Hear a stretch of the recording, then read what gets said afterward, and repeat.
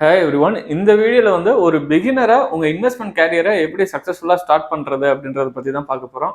So இது வந்து ஒரு லெஜெண்டரி இன்வெஸ்டர் வந்து ஒரு பிகினருக்கு என்ன மாதிரி அட்வைஸ் கொடுத்துருக்காரு. ஸோ அதை பேஸ் பண்ணி அவரோட கோட்ஸை பேஸ் பண்ணி தான் இன்னைக்கு வந்து இந்த செஷனை வந்து நம்ம பார்க்க போகிறோம். So let's see one by one. So investor வந்து வேற யாரும் கிடையாது, வாரன் பஃபெட் தான்.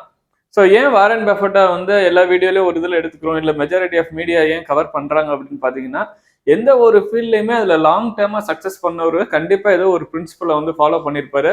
ஸோ அவரோட பிரின்சிபல் என்னன்னு நம்ம தெரிஞ்சுக்கிட்டோம் அப்படின்னா, அதுலேருந்து நமக்கு வேணுங்கிற விஷயங்களை எடுத்துட்டு ஃபியூச்சரில் நம்மளும் அதே பாத்தில் ட்ராவல் ஆகி போய் சக்ஸஸ் ஆகிறதுக்காக தான் எடுக்கிறோம். ஸோ கம்மிங் வீடியோஸில் வந்து இன்னும் நிறைய இன்வெஸ்டர்ஸ் ட்ரேடர்ஸ் பற்றியும் நம்ம வந்து பார்க்கலாம். So let's see one by one. So இதில் வந்து அவர் ஃபர்ஸ்ட்டு சொல்லியிருக்க கோட் வந்து பார்த்தீங்க அப்படின்னா, அஸ் அ வேல்யூ இன்வெஸ்டரை வந்து ஃபர்ஸ்ட் நம்ம மைண்டில் வச்சுக்கிற வேண்டிய முக்கியமான விஷயம் வந்து 2 ரூலை வந்து கண்டிப்பாக ஃபாலோ பண்ண சொல்றாரு. ஃபர்ஸ்ட் ரூல் வந்து மார்க்கெட்ல எப்பயுமே வந்து மணியை வந்து லாஸ் பண்ணக்கூடாது அப்படின்றத ரூல் நம்பர் 1. அதே மாதிரி ரூல் நம்பர் 2 வந்து பார்த்தீங்கன்னா, never forget rule number 1. So அவரோட அல்டிமேட் கான்செப்ட் என்ன சொல்றாரு அப்படின்னா, மார்க்கெட்டுக்குள்ள வந்துட்டீங்க அப்படின்னா எக்காரணத்தை கொண்டு பணத்தை வந்து லாஸ் பண்ணக்கூடாதுன்றத நம்மளோட அல்டிமேட் எய்மா இருக்கணும் அப்படின்றது தான் வந்து இந்த கோட்ல வந்து அவர் வந்து சொல்லியிருப்பாரு. ஸோ நம்ம ஒன்ஸ் மார்க்கெட்ல என்டர் ஆகிறோம்னா நம்மளோட இன்வெஸ்ட்மெண்ட் ஸ்டைலுமே அதை பேஸ் பண்ணி தான் இருக்கணும். மேக்ஸிமம் மணியை வந்து ப்ரொடெக்ட் பண்றதுக்கு தான் நம்ம பார்க்கணும். ரிவார்டை வந்து 2வது தான் வந்து நம்ம வந்து வச்சுக்கணும். ஸோ ஃபர்ஸ்ட் வந்து ரிஸ்கை எப்படி எடுக்க போறோம், கால்குலேட்டட் ரிஸ்கா எடுத்துட்டு ரிவார்டை வந்து 2வதாக தான் நம்ம வந்து வச்சுக்கணும். ஸோ கேபிட்டல் ப்ரொடெக்ஷன் தான் இதில் வந்து மிகவும் முக்கியமான ஒரு விஷயம். ஸோ அடுத்த இது வந்து பார்த்தீங்க அப்படின்னா, இது வந்து ஃபர்ஸ்ட் கோட்டு. 2வது கோட்டு வந்து, உங்களால ஒரு ஸ்டாக்கை வந்து 10 வருஷம் வச்சுக்கிற முடியல, டைம் பீரியட்ல வச்சுக்கிற முடியல அப்படின்னா 10 நிமிஷம் கூட அந்த ஸ்டாக்கை வந்து உங்க போர்ட்ஃபோலியோலையோ இல்லை பையிங் பண்ற ஐடியாவிலையோ கொண்டு வராதிங்க அப்படின்றதான் வந்து சொல்றாரு. ஸோ வந்து ஒரு ஸ்டாக் வந்து பர்ச்சேஸ் பண்ணீங்க அப்படின்னா கண்டிப்பாக வந்து அதை ஒரு 10 வருட காலத்துக்காவது எடுத்துகிட்டு போகக்கூடிய பொட்டன்ஷியல் உள்ள ஸ்டாக்காக இருக்கணும். ஸோ அதுக்கு தகுந்த மாதிரி நீங்கள் பேக் ட்ராப்பில் வந்து ஃபண்டமெண்டல் அனாலிசிஸ் வந்து பண்ணியிருக்கணும். அந்த கம்பெனியோட குட்ஸ் என்ன, பேட்ஸ் என்ன, மேனேஜ்மெண்ட், குவாலிட்டேட்டிவ், குவான்டிடேட்டிவ், ஸோ இப்படி அந்த கம்பெனியை பற்றின எல்லா டீட்டெயில்ஸுமே அனலைஸ் பண்ணிட்டு தான் அந்த கம்பெனியில் பிஸ்னஸ் ஓனராக தான் நம்ம வந்து இன்வெஸ்ட் பண்ணணுமே ஒழிஞ்சு ஜஸ்ட் ஒரு ஸ்டாக் ப்ரைஸ் ஃப்ளக்சுவேட் ஆகுதுன்றதுக்காக ஒரு பையோ செல்லோ பண்ணக்கூடாதுன்றது தான் இந்த கோட்ல வந்து அவர் வந்து சொல்லியிருப்பாரு உங்களுக்கு. ஸோ இதுக்கு அடுத்து வந்து பார்த்தீங்க அப்படின்னா, அதுலேயே முக்கியமானது இது வந்து 3வது கோட்டு. ஸோ ஒரு favourite holding period is for ever. So ஒரு ஸ்டாக் வந்து நல்லா பெர்ஃபார்ம் ஆகிட்டே இருக்கு அப்படின்னா அந்த ஸ்டாக்கை வந்து நம்ம சேல் பண்ணணும் அப்படின்ற முடிவே எடுக்க வேண்டிய அவசியம் கிடையாது. ஸோ அஸ்லாங்கஸ் அந்த கம்பெனி நல்லா பெர்ஃபார்ம் பண்ணி நெட் ப்ராஃபிட் ஜென்ரேட் பண்ணி போய்கிட்டே இருக்குன்னா அந்த ஸ்டாக்கை நம்ம வந்து ஹோல்ட் பண்ணி கொண்டு போயிட்டே தான் இருக்கணும். அது எது வரைக்கும் கொண்டு போகலாம், அஸ்லாங்கஸ் வந்து லைஃப் டைம் ஃபார் எவர் வந்து நம்ம வந்து அதை கொண்டு போய்கிட்டே இருக்கலாம்.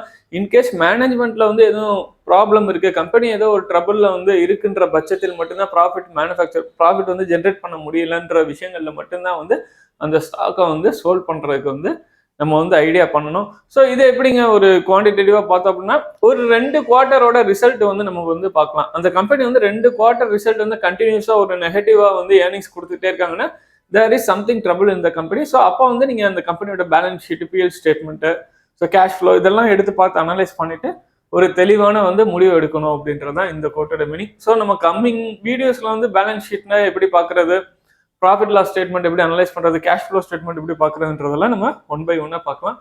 ஸோ ஒரு ஸ்டாக்கை நீங்கள் பிக் பண்ணீங்கன்னா அதை ஹோல்ட் பண்ணக்கூடிய பீரியட் வந்து பார்த்தீங்கன்னா மேக்ஸிமம் ஃபார் எவராக இருக்க மாதிரி தான் நம்ம வந்து பண்ணிக்கணும். ஸோ இந்த கோட் வந்து நம்ம ஆல்ரெடி வந்து பார்த்துருந்தோம்.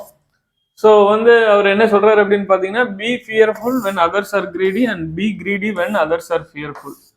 ஸோ மார்க்கெட் வந்து உச்சத்தில் போய்கிட்டே இருக்குன்ற பட்சத்தில் வந்து நம்ம அந்த டயத்தில் போய் நம்மளோட இன்வெஸ்ட்மெண்ட்டை வந்து மேட் பண்ணக்கூடாது. ஸோ அதை எப்படி ஐடென்டிஃபை பண்ணுறது அப்படின்றதெல்லாம் லாஸ்ட் வீடியோவில் வந்து நம்ம சொல்லியிருந்தோம். ஸோ அந்த வீடியோ வந்து ஒரு செக் பண்ணுங்க. அதாவது நார்மலான மக்கள் கூட வந்து ஸ்டாக் மார்க்கெட்ல அதிகமாக ரிட்டர்ன்ஸ் ஜென்ரேட் பண்ணு அப்படின்லாம் பேச ஆரம்பிப்பாங்க. ஸ்டாக்ஸை பற்றி நிறைய புது இடங்கள்ல வந்து பேச ஆரம்பிப்பாங்க. ஸோ அந்த மாதிரி சூழ்நிலைகள்ல வந்து பாத்தீங்க அப்படின்னா நம்ம மார்க்கெட்டை விட்டு வெளியே வரக்கூடிய இடங்கள் அதெல்லாம்.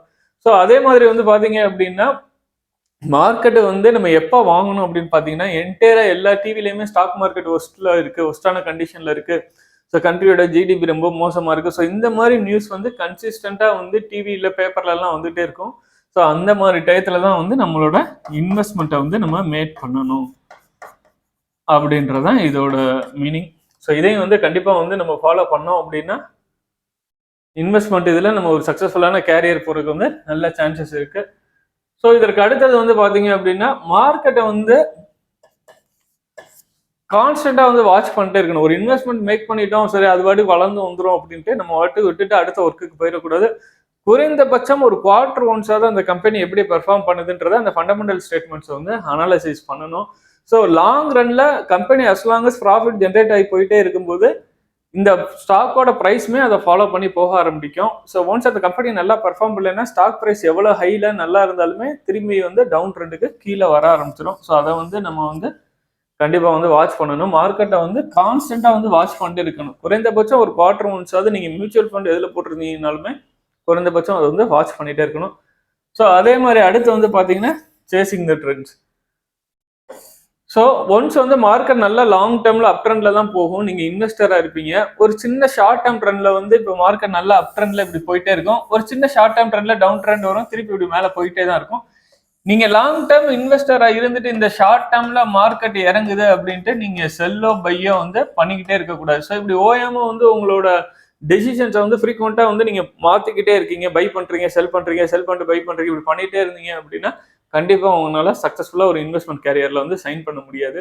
ஸோ ட்ரெண்டை வந்து சேஸ் பண்ணிட்டே இருக்கக்கூடாது. ஒன்ஸ் லாங் டேர்ம் ட்ரெண்ட் எப்படி இருக்கோ அந்த ட்ரெண்டை பிக்கப் பண்ணி அதனோடய நீங்க டிராவல் ஆகி போனீங்க அப்படின்னா சக்ஸஸ்ஃபுல் பண்ணுறதுக்கு உண்டான ப்ராபிலிட்டி வந்து கொஞ்சம் அதிகமாக இருக்கும். ஸோ நெக்ஸ்ட் நம்ம பார்க்க போகிறது நெக்ஸ்ட் கோட் வந்து பார்த்தீங்கன்னா எல்லாரும் கொடுக்குற அட்வைஸையுமே நம்ம வந்து எடுத்துக்கிறவே கூடாது. சோசியல் மீடியாவில் வந்து அவர் யாருன்னே தெரியாது, ஒரு கம்பெனியோட இதை வந்து டீட்டெயில்ஸ் வந்து போஸ்ட் பண்ணி இது புல்லிஷாக இருக்குது அப்படின்னு சொல்லுவார்.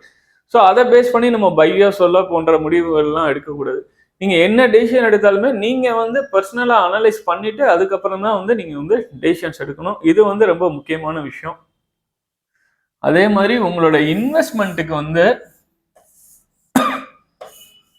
வளர்றதுக்கு நல்ல ப்ராப்பரான டைம் கொடுக்கணும். ஸோ அஸ்லாங்கஸ் வந்து காம்பவுண்டிங்கோட எஃபெக்டே வந்து பார்த்தீங்கன்னா குறைந்தபட்சம் சொல்கிறேன் ஒரு 18 இயர்ஸ்ல தான் வந்து நல்லா வந்து உங்களுக்கு வந்து அதோட க்ரோத்தே வந்து தெரியும். ஸோ நீங்கள் வந்து 1 இயர் இன்வெஸ்ட் பண்ணிட்டு எனக்கு ரிட்டர்ன் கிடைக்கலன்ற மைண்ட் செட்டுக்குலாம் போகக்கூடாது. ஒரு நல்ல டைம் வந்து கொடுக்கணும் அந்த இன்வெஸ்ட்மெண்ட் வந்து க்ரோ ஆகுறதுக்கு.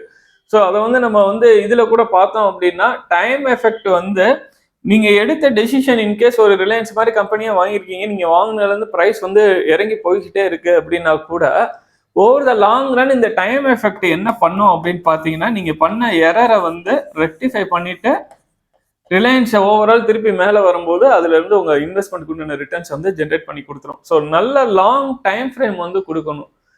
ஸோ இதற்கு அடுத்து நம்ம பார்க்க போறது வந்து பார்த்தீங்க அப்படின்னா ஷார்ட் டேர்ம்ல நமக்கு தேவைப்படக்கூடிய பணத்தை எடுத்துட்டு லாங் டேர்முக்கு இன்வெஸ்ட் பண்றது வந்து இன்வெஸ்ட்மெண்ட்ல வேர்ல்ட்ல வந்து நிறைய பேர் பண்ணுவாங்க. அது மிகப்பெரிய தவறான செயல். அது வந்து கண்டிப்பா பண்ணவே கூடாது. ஸோ இன்வெஸ்ட்மெண்ட்டுக்குன்னு நீங்க ஒதுக்குன பணத்தை தான் வந்து நீங்க வந்து மார்க்கெட்ல வந்து இன்வெஸ்ட் பண்ணணும்.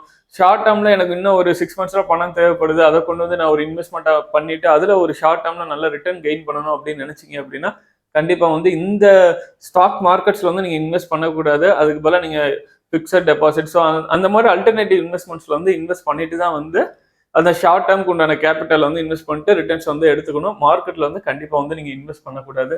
ஸோ அதற்கு அடுத்து நம்ம பார்க்க போது உங்களுக்கு எந்த மாதிரி இன்வெஸ்ட்மெண்ட் கோல் வந்து ஃபிக்ஸ் பண்ணியிருக்கீங்க அப்படின்றத வந்து கரெக்டாக ஃபர்ஸ்ட் அக்யூரேட்டா ப்ரெடிக்ட் பண்ணிக்கணும். ஸோ சிலர் வந்து பாத்தீங்கன்னா லாங் டேர்மா இன்வெஸ்ட் பண்ணியிருப்பாங்க, டக்குன்னு வந்து பாத்தீங்க அப்படின்னா ஒரு 1 வீக் அந்த கம்பெனி வந்து கண்டினியூஸா இறங்கிட்டே இருக்குன்னா டக்குன்னு ஸ்டாக்ஸை சோல்ட் பண்ணிட்டு அடுத்து வந்து அடுத்த ஸ்டாக் பார்க்க வந்து போயிடுவாங்க. ஸோ அந்த மாதிரி வந்து பண்ணக்கூடாது.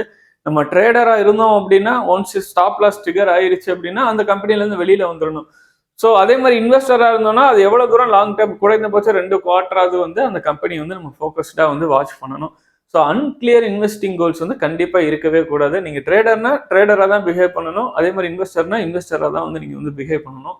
ஸோ அடுத்து வந்து பாத்தீங்கன்னா மொத்தமே வந்து இன்வெஸ்டிங்கையே வந்து ரொம்ப லேட்டா வந்து ஆரம்பிக்கிறது, அது வந்து மிகப்பெரிய ஒரு பேட் ஹேபிட். ஸோ நீங்க ஒரு 40 இயர்ஸ்ல இன்வெஸ்ட்மெண்ட்டை ஸ்டார்ட் பண்றதுக்கும் 15 இயர்ஸ்ல ஸ்டார்ட் பண்றதுக்குமே நிறைய வந்து வித்தியாசம் இருக்கு. ஸோ எவ்வளவு இயர்லியரா ஸ்டார்ட் பண்றீங்களோ அவ்வளவு காம்பவுண்ட் வந்து உங்களுக்கு வந்து கிடைக்கும். ஈவன் நம்ம இன்னைக்கு பார்த்த நம்ம இவர் வாரன் பஃபெட் இது கூட சொல்லியிருப்பாரு, 11 வயசுல இன்வெஸ்ட்மெண்ட் கேரியரை வந்து ஸ்டார்ட் பண்ணியிருப்பாரு, பட் அதுவே வந்து டூ லேட் அப்படின்ற மாதிரி ஒரு கோட் வந்து சொல்லியிருப்பாரு. ஸோ இன்வெஸ்ட்மெண்ட்டை பொறுத்த வரைக்கும் இவர் ரெக்கமெண்ட் பண்ற புக் என்ன அப்படின்றது வந்து பாத்தீங்கன்னா த இன்டெலிஜென்ட் இன்வெஸ்டர் அப்படின்ற புக்கை தான் வந்து இவர் வந்து ரெக்கமெண்ட் பண்றாரு. இதை வந்து even Bible of stock market அப்படின்னு கூட வந்து சொல்லியிருக்காரு. ஸோ இதோட ஆத்தர் வந்து பாத்தீங்கன்னா அவரோட மென்டார் வந்து பென் கிரஹாம் தான் இதோட ஆத்தர். ஸோ ஃபண்டமெண்டல் அனாலிசிஸை பார்த்தீங்கன்னா பேசிக்கான எல்லா விஷயங்களுமே இந்த புக்கில் வந்து கவர் ஆகிருக்கும். ஸோ அந்த புக்கையும் வந்து நீங்கள் இன்வெஸ்ட்மெண்ட் கேரியர் ஸ்டார்ட் பண்ணுறதுக்கு முன்னாடி கண்டிப்பாக வாங்கி ஒரு தடவை ரீட் பண்ணிவிட்டு உங்களோட கேரியரை ஸ்டார்ட் பண்ணுங்கள். So that's it. இந்த வீடியோ உங்களுக்கு பிடிச்சிருந்தது அப்படின்னா லைக் பண்ணுங்கள், ஷேர் பண்ணுங்கள். இன்கேஸ் உங்களுக்கு எதுவும் டவுட் இருந்தது அப்படின்னா கீழே இருக்க கமெண்ட் செக்ஷனில் வந்து மென்ஷன் பண்ணுங்கள். இஃப் பாசிபிள் வந்து நான் கண்டிப்பாக வந்து அதுக்கு வந்து ஆன்சர் பண்ணுறேன். தேங்க்யூ.